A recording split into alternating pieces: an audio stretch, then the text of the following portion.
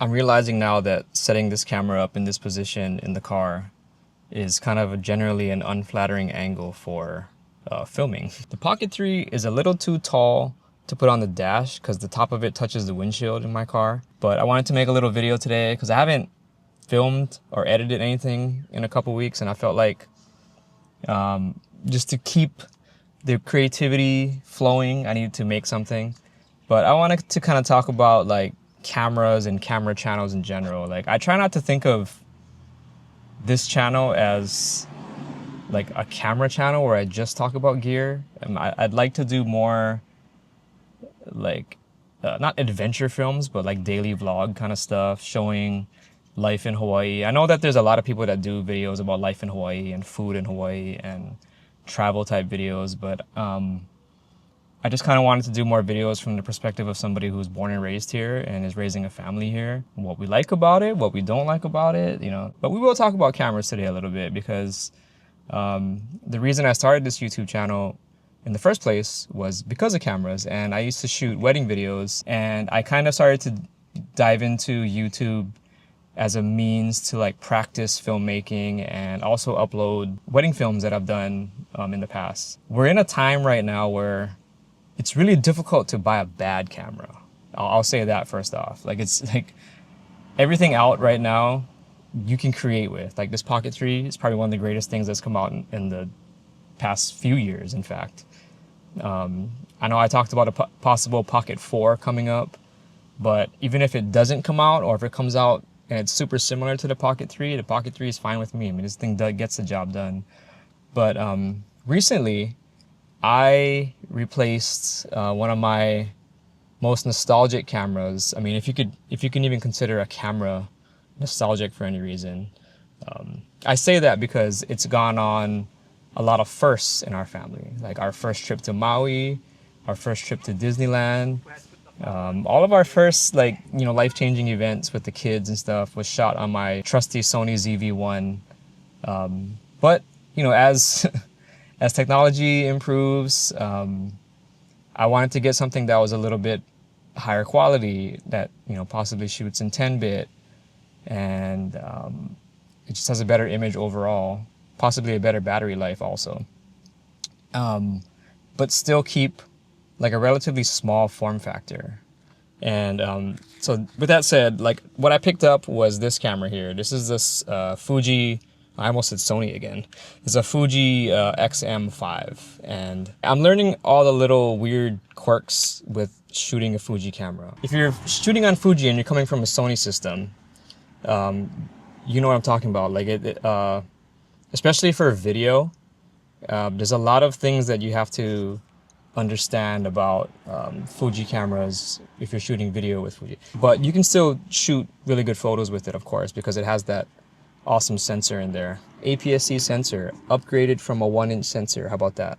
But yeah, I'm still learning this thing, so I'm not really shooting. I mean, I have shot on it a little bit, but I'll be honest, it's nothing that it's worth putting out on YouTube. So I'm trying to get a little better at this before I put anything out for the public to see.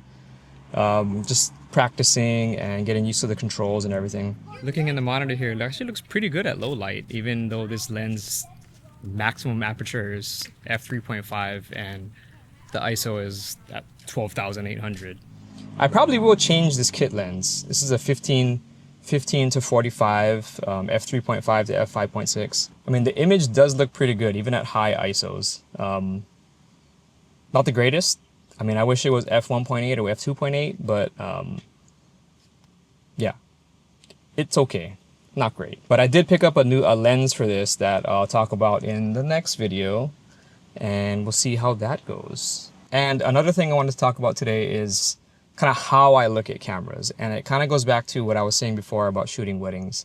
At that time, the cameras I had, the microphones I had, they were all tools. Kind of like if you're any kind of tradesman or a technician, you're going to have tools for specific things. And the way I would look at cameras is, rather than have like a camera and a bunch of lenses, I would have a few cameras and different lens on each camera for different angles and different purposes. Like, I'd have a 70 to 200 on one camera body, like in the back of the church or whatever. I would have maybe like a medium, like an 85 on from like a side, and I'd have like a 24 to 70 on my handheld that I'd be roaming around with in a wedding. And I started to think about like, rather than investing in like a system, like a one camera body and have a bunch of lenses that you can change when you want to change them, especially for my purpose currently, which is like travel and family videos, I looked at what cameras I want to have just to try to keep a minimal kit. And I wanted to make like a kit that's 2 or 3 cameras, maybe 4, that each camera has a different focal length and maybe also the form factor is a different purpose. And so each camera and lens that I have in my kit serves an individual purpose, and I never have to change the lens on those cameras. Like for example, going down the list, I'm sitting in the car. Like I said, I don't have anything with me, so this is not like a show and tell. I can't show you. You're gonna have to take my word for it. But the Pocket 3 is kind of like the take it everywhere, spur of the moment, candid video camera kind of thing, especially with this little handy wireless mic that I can just put it down, get my thoughts out like this. It's very easy to set up. And then the other camera I have is a DJI Action 5 Pro, which is like my POV video for when I'm doing street photography, or especially when we go to Disneyland and we go on rides. That's like my POV stabilized action camera. So that's that purpose, right? Super wide angle if you need to. And I do have an older like Fuji XM1 with the TT Artisans 27mm. That's the street photography camera. Strictly photography, no video with that camera. The XM5 is kind of filling the void that the ZV-1 left, which is like talking head stuff when I'm sitting at my desk, or if I need something with a little higher quality, and I want to kind of film the kids doing stuff, and I want a little more, get a little more out of it than the Pocket 3 can do. Especially like I can slap a lens on here that has f2.8 or f1.8, and it's better for shooting at night because a lot of things that we do, it gets pretty dark, and the Pocket 3 does okay in low light, but it's not gonna be as good as this thing is. And so with that said, you got those cameras for each purpose, and that's just how I want to look at cameras going forward. Mostly because I don't like changing lenses. There's something about like just having like a tool that's ready to go, and that's what I have. I just wanted to kind of share my thoughts on how I'm looking at cameras now.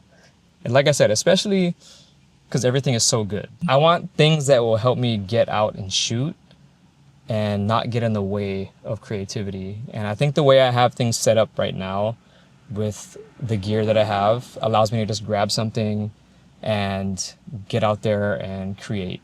So if you like the stuff that I'm making, if you feel so inclined, like and subscribe. And as always, I appreciate anybody that tunes in. Thanks for watching.